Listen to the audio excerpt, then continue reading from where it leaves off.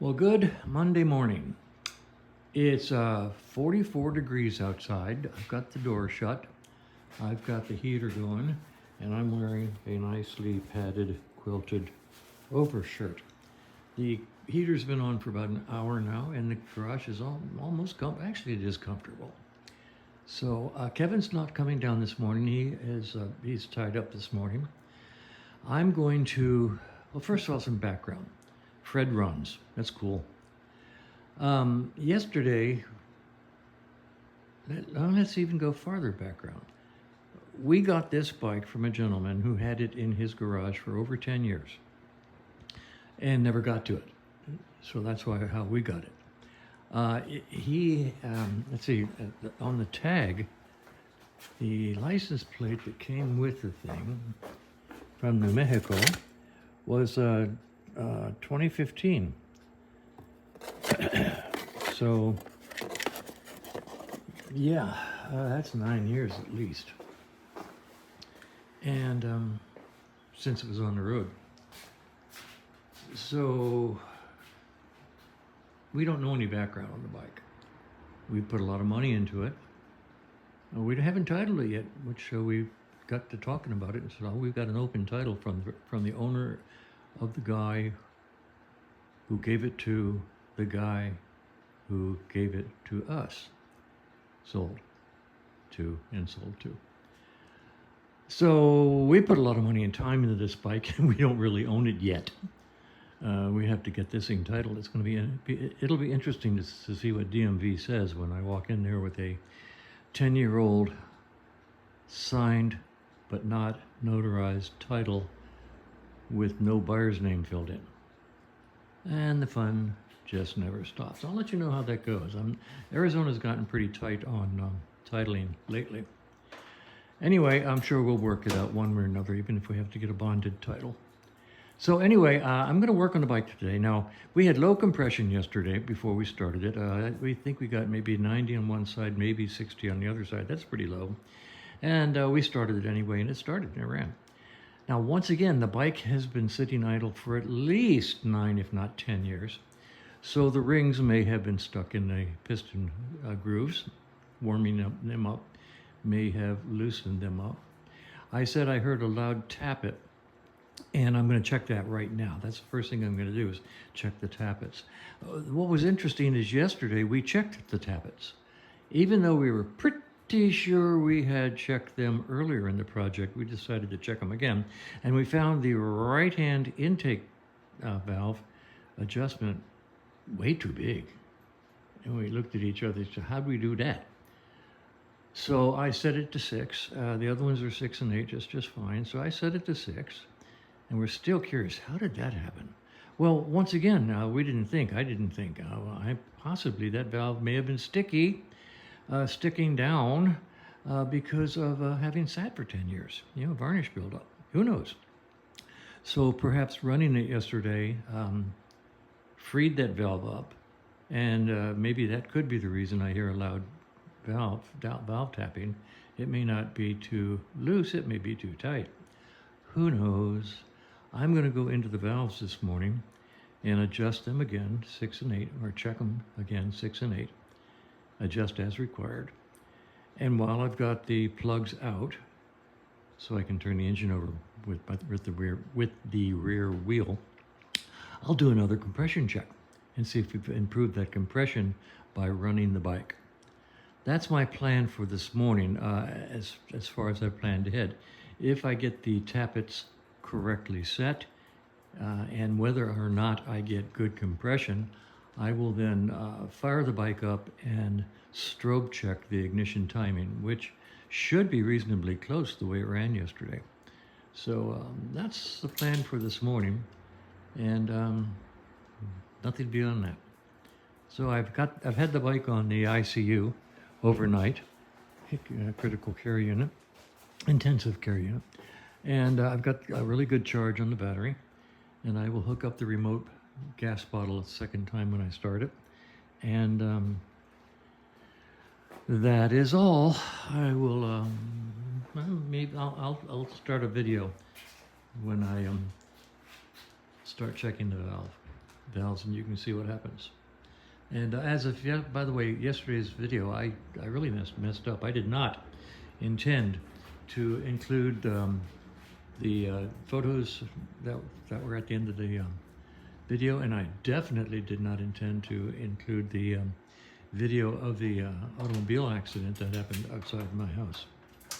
That was just a mistake. I blocked way too many videos and didn't realize it. So sorry about that. I'll leave them up there, but basically that was not on purpose. It was a mistake and does no harm, so I'll just leave it. Okay, here we go, starting the day at 8 o'clock in the morning.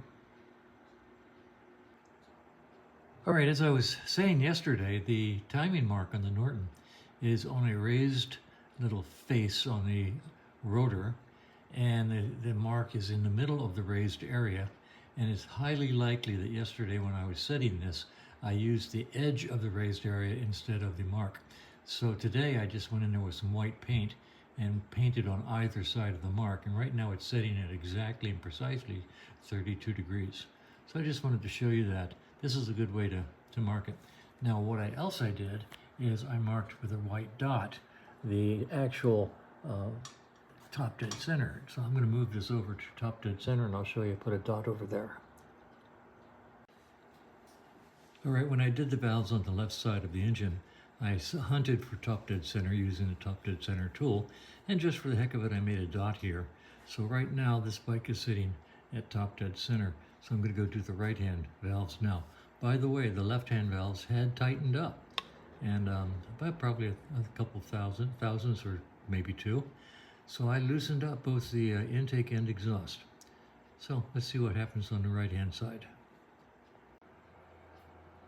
Okay, I adjusted the left side valves. I think I said they were, I don't remember, tight or loose. Anyway, I set them 6 and 8, and I came over here and I just arbitrarily set these to 6 and 8. I call it a sloppy 8.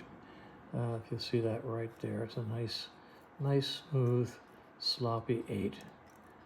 They get a little, when they get warm, they tighten up a little. And over here, a nice, what I refer to as a sloppy 6. Okay. As Brian Slark once told me that, you know, a loose engine is a happy engine. Don't set them up tight. Now, let's see. I want to show you these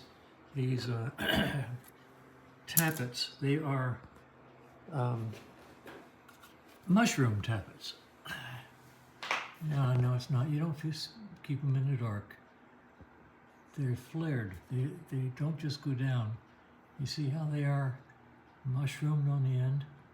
So if you have to take those in and put them in and take them out, you have to pull the whole tappet arm out to get them off. And they have a screwdriver adjustment on the top, which I don't particularly like, but works okay. So those are mushroom tappets.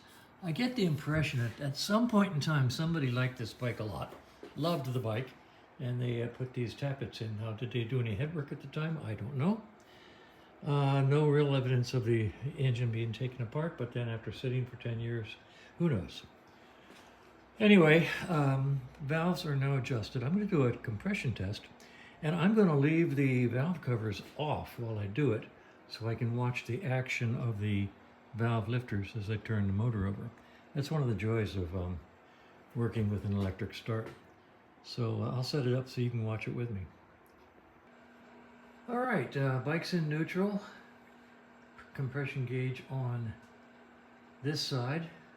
I'm going to push the magic button and see what happens. I don't think we'll get any oil spray out of there. I've never done this before with the valves exposed. Let's just watch the action.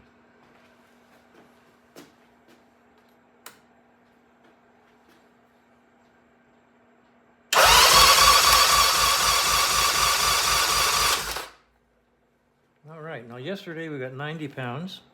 After running the bikes, we have 110. So 90, yeah, 110 pounds. Pretty good improvement. So you can see the valves here. Let me get up here and I'll show you the exhaust.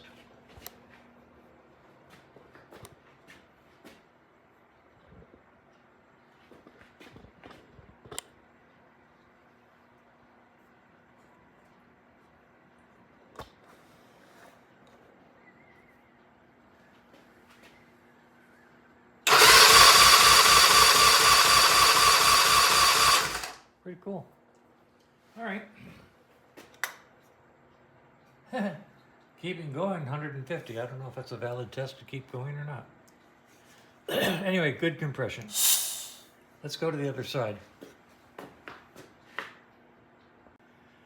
All right, we're going to test the left side. I just realized that we did the other side with the throttle closed. I hadn't pulled it open. So I'm going to do a throttle open compression test here and see how it goes.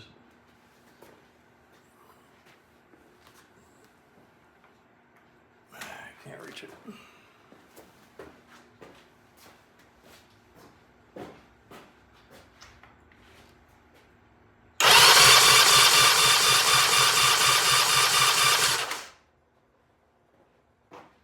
Maybe about 15 RPM there. And guess you all got to see that. That's what we got. Whoa. 165 pounds. This thing's got compression like you wouldn't believe. Let's do the other side with the throttle open.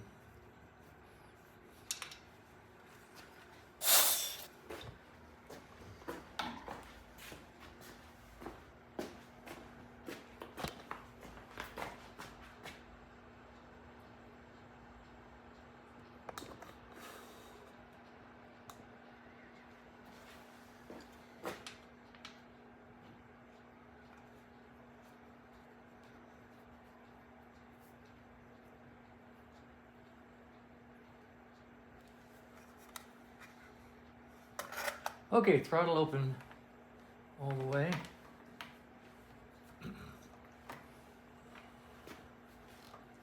And pressing the button.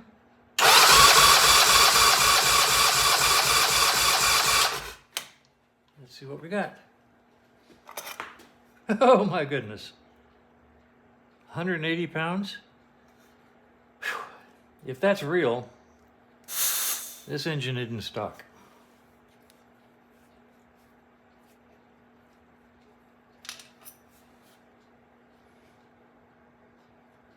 So anyway, that's where we are. I mean, I don't know what's inside that engine.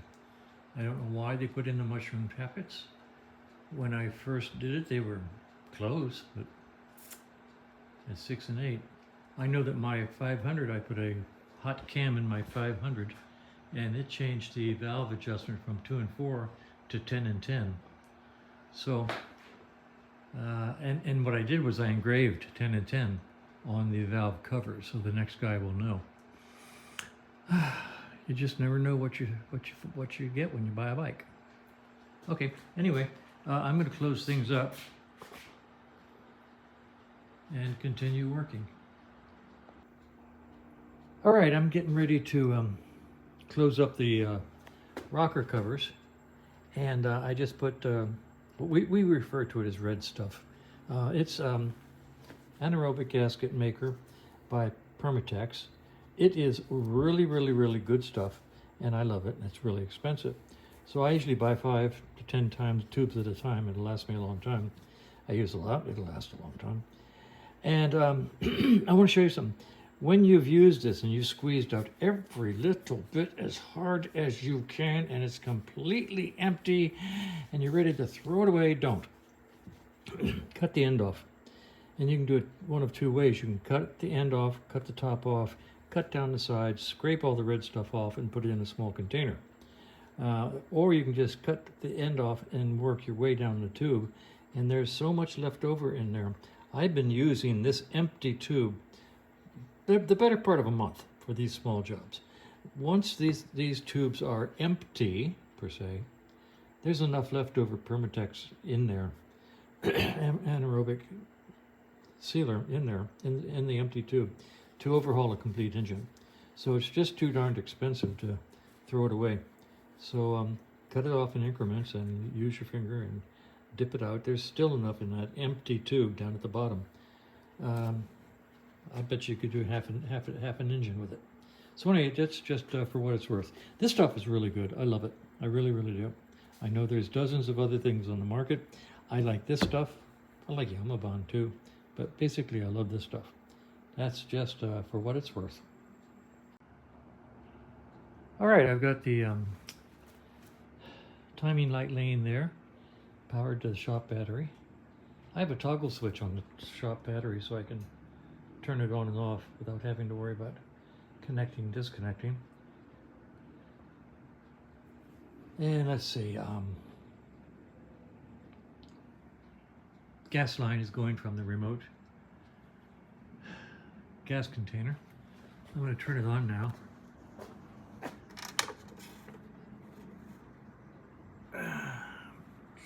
Stiff. Stand by. I'm going to turn it on now. Okay, the gas petcock is now on. It goes through a filter just for grins. Gas flow here to here. And we've got a leak on the other side. Let's go over and give her a tap and see what happens.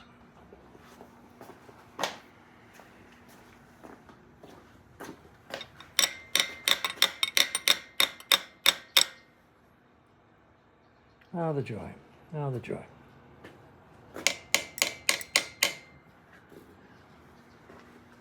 Sticky float needle. Let's wipe that up. Apparently I won't have to tickle this side, not by bouncing on it, but by holding it, because, excuse me, it has just pre-tickled itself. Pre-tickled. I think that's the word, pre-tickled. Let's see if it sticks when I give it a little bit of tickle.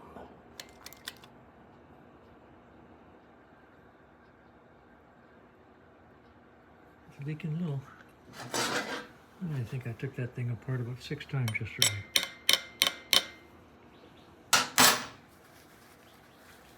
What you don't want is any leakage around here when you're running without an air cleaner on.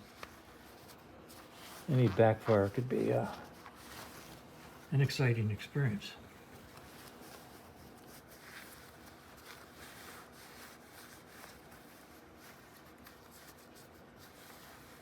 Let's let this one sit here for a minute and go over and tickleize the other side. We'll do this side by the hold down method rather than the bounce on the tickler method. And we get a good tickle. Surprise, both methods work.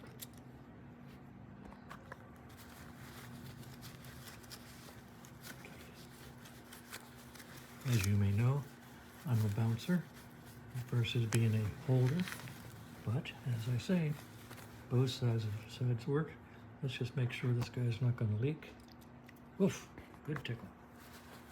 All right, so we've got good gas flow to this guy and no leakage. Let's go play with the other side again. Let's see how it does.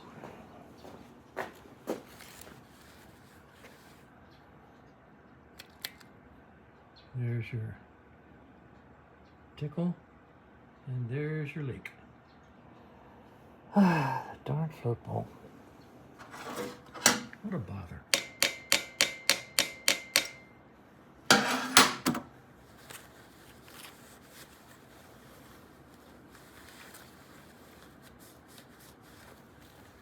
Well, I took this float bowl off at least 3 times yesterday. Cleaned the needle seat, put a different needle in it. I don't know what's happening here.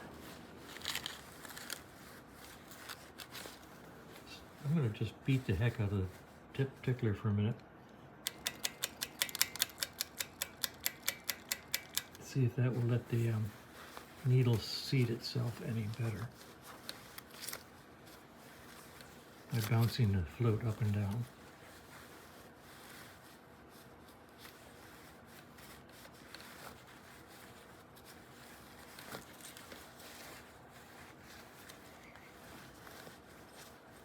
And the answer is, no, it's still leaking.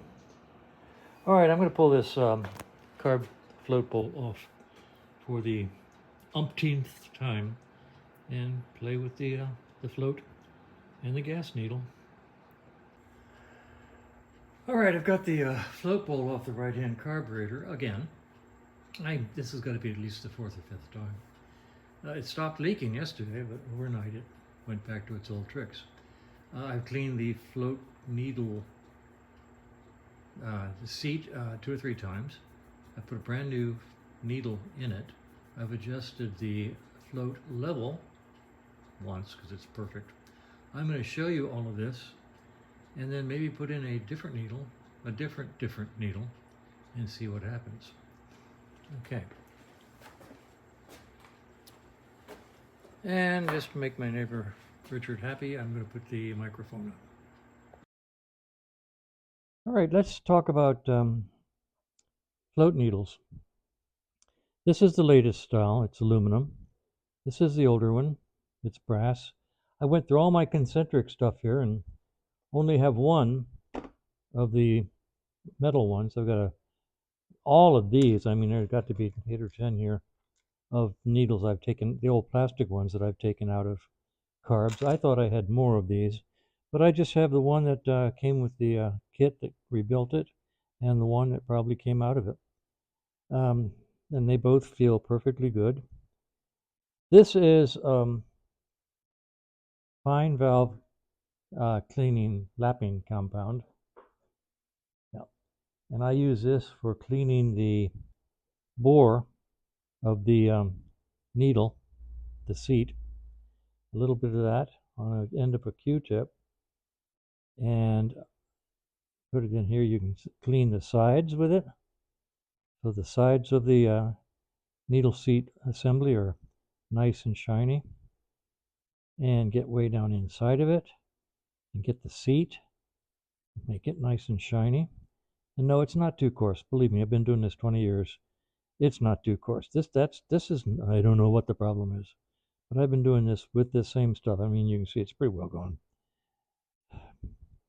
Clean it, clean it, clean it. Shiny, shiny, shiny. Da-da. Clean it, clean it, clean it. All right. Nothing I didn't do yesterday. The seat is just gorgeous. I doubt seriously if you can see in there, but I'll bring it up here and give it a try.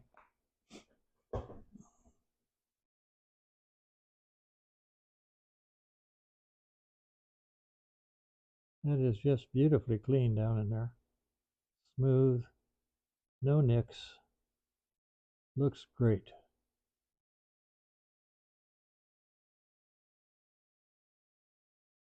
No reason for that needle to stick at all.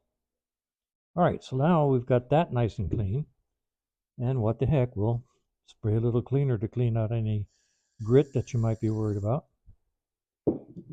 Take another Q-tip and wipe it out again. Okay, can we all agree that that's nice and shiny, clean, smooth?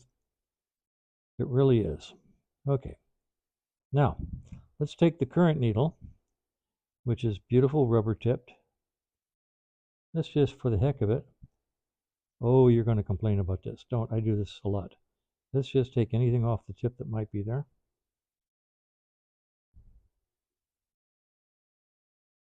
Wipe it down.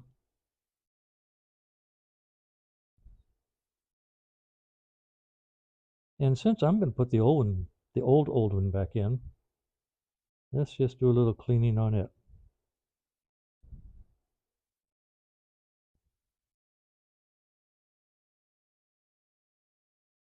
Do the sides too.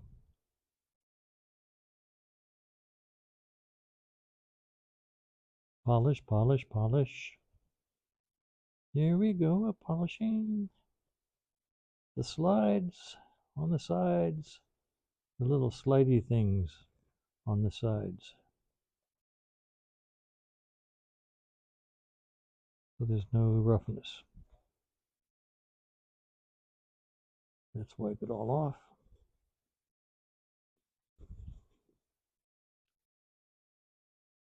And we'll even wash it off.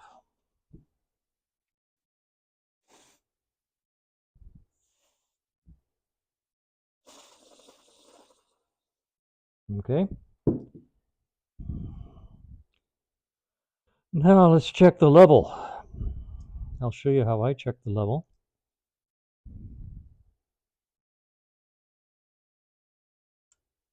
Drop the whole thing in here. I put pressure on the center to hold the bar down. Okay, just a little bit. And then I press gently. Now, with an X-Acto knife on this area here, and with holding the bar down so it doesn't move, you've got right about a little higher than I thought yesterday. It's below the level, but I'm going to raise this by, I'm going to lower this by raising the seat just a little bit. I'll show you how I do that. I don't bend these tangs. Okay, I know they're bendable, but I don't bend them.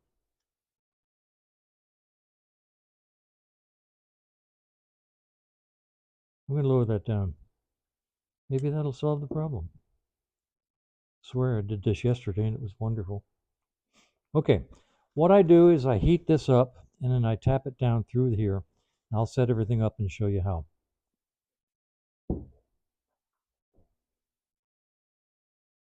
All right, adjusting the needle seat.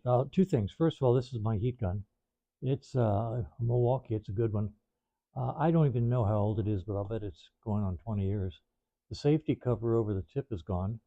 And the other day I found out why they put a safety cover over the tip, because I picked it up and grabbed that part of the gun and it was hot and burned the heck out of my finger.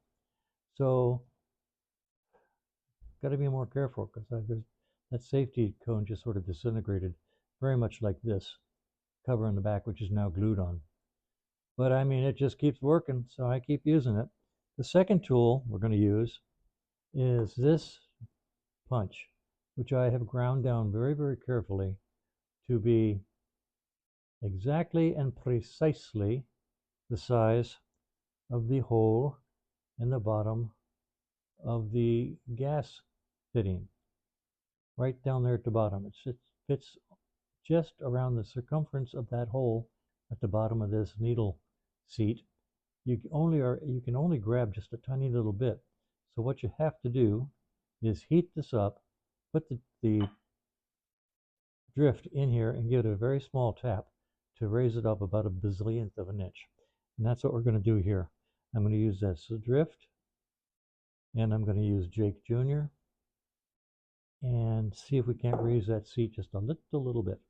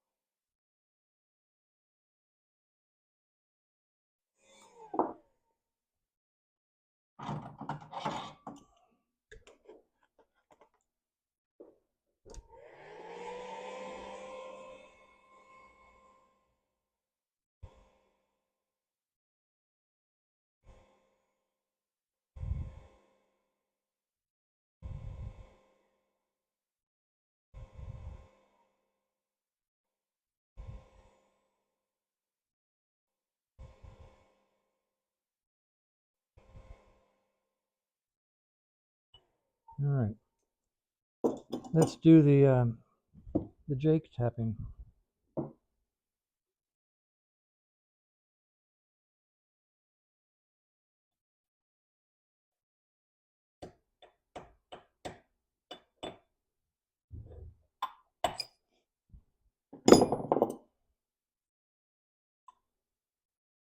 Okay, now I can see that we raised it just a little bit. I'm going to raise it just a tiny bit more. All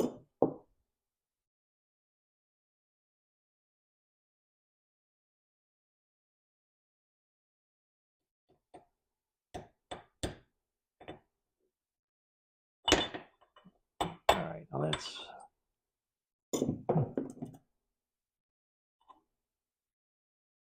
yeah.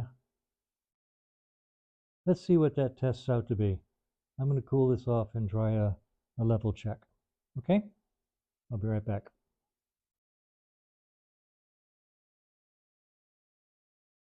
All right, I raised that seat.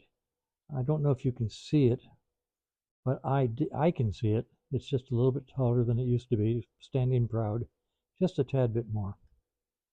And doesn't take much. And now let's see where this ends up. When I keep pressure on the bar, and if I can, let you see. Okay, see how much lower it is here? It's about 1/8 of an inch, which is actually a little bit low, but I'm going to leave it there. Okay.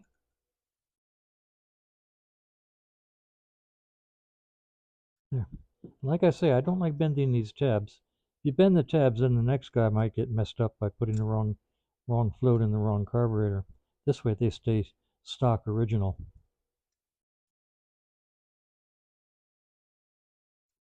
But you got to hold the bar down when you're checking it, or else it'll rise up.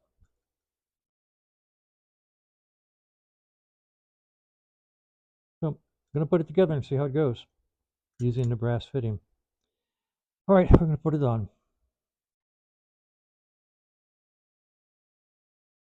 I don't know if you were able to see that or not. We'll do a few more checks over here. Holding the bar down. Watch the level. It's now about a good 1/8, if not quarter, not a quarter, but 1/8 of an inch at least below the level of the top. So by raising that seat just a little bit. Okay, by pushing it up with the little drift from the bottom. All right, I'm going to go install this. All right, back together on the bike. I'm going to turn on the gas and see if it leaks.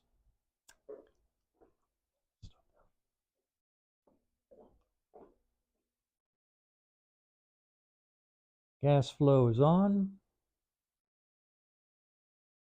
Going over here. Let's do the tickle bounce. I can hear it hitting the float. That's a good thing. And there it is, pouring out of there.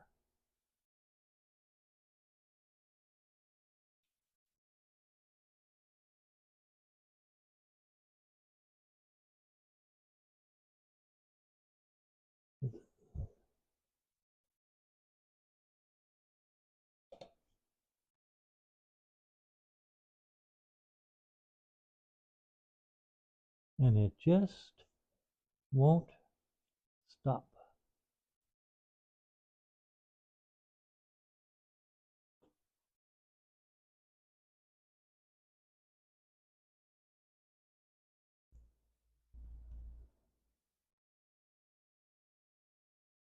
And it's coming from up here.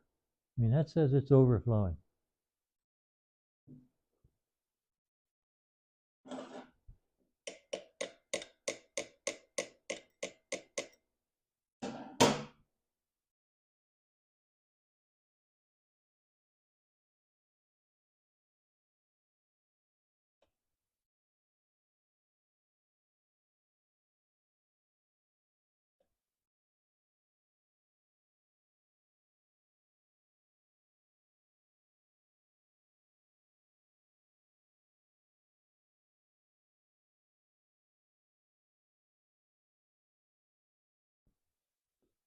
All right, has it settled down?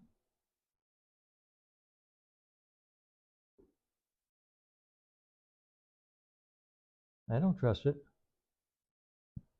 I'll bet you $1 if I press that tickler down just one time, it'll keep leaking. Not bouncing, not holding, just press it down and see what happens.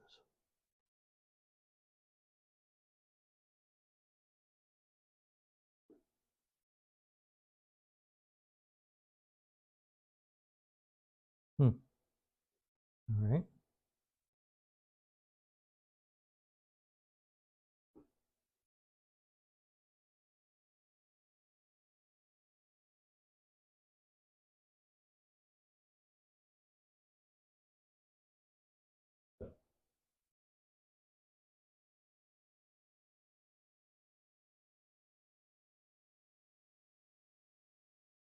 Until I trust it, I'm not starting it.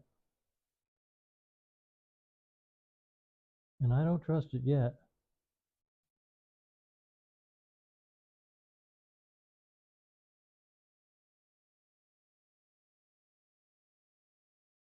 That ought to bounce it pretty good.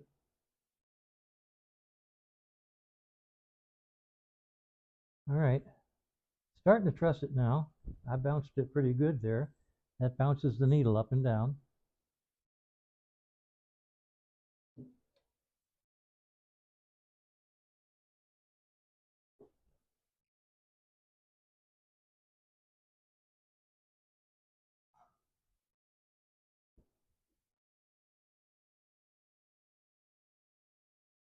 All right, one more bounce. If it doesn't leak, we'll start the bike. Sloppy tickle.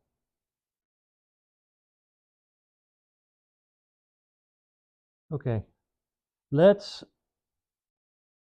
believe that the needle valve in there is now working.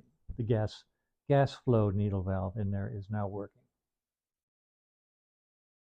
And we got the other side nice and dry. Take away the gasoline soaked rag.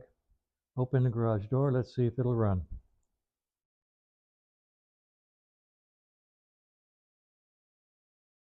All right, gas is on, bike is ready to go. Ignition's on. I'm going to go start the bike, hopefully. And then I will strobe the ignition on the other side and make the adjustments on this side.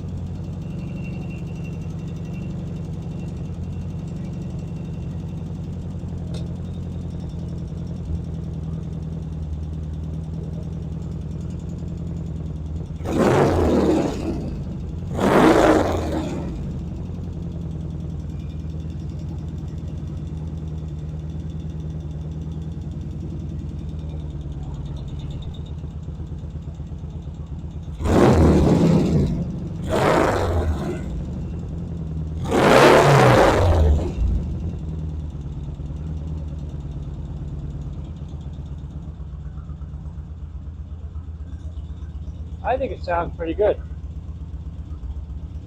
We'll do a little bit more tuning and see how it goes. All right, I'm going to leave this running for a while. I think it's pretty good. When we get the gas tank on it, we will take it for a ride. In the meantime, watch the accumulator light.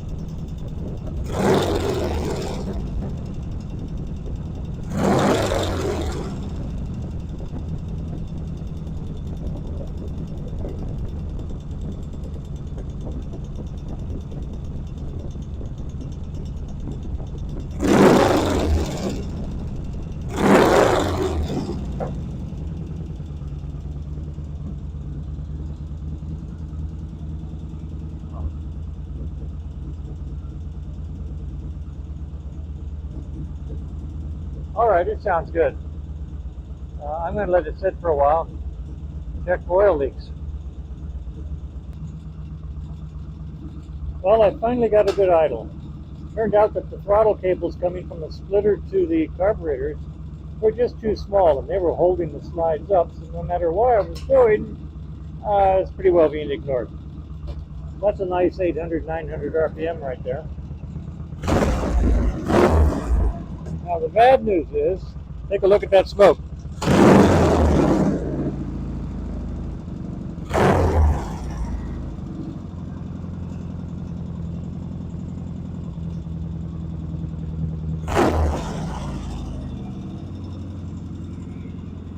That's a lot of smoke.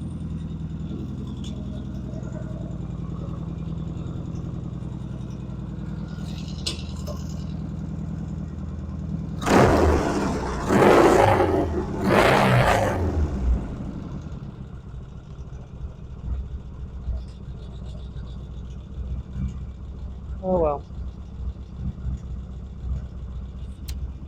So,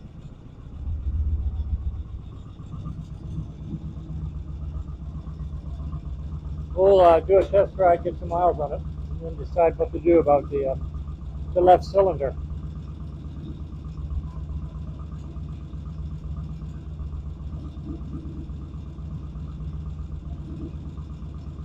I'm going to open the primary. Let's turn this off. Okay, so we'll get some miles on it and see if that left cylinder settles down. On the other hand, it might be the reason that why it was parked 10 years ago. Somebody just didn't want to tear it down. So we'll see. Top end job, not that big a deal. But we'll get some miles on it and see if the left cylinder shuts up. In the meantime, I'm going to pull that primary case off. The snapping noise you're hearing is coming from the electric starter mechanism. It's just an idiosyncrasy of this incredibly poorly designed electric starter. So I'm going to pull the cover off anyway because I want to polish it. But I'm going to wait till the engine cools down and probably not do it today. But eventually I'll take that cover off, take a look at the starter, take a look at the hydraulic chain tensioners that are in there, make sure they're working properly, and generally check it out. So anyway, I'm gonna shut this down. It's 12:30, and I've had about as much fun as I can handle today. So time to shut her down.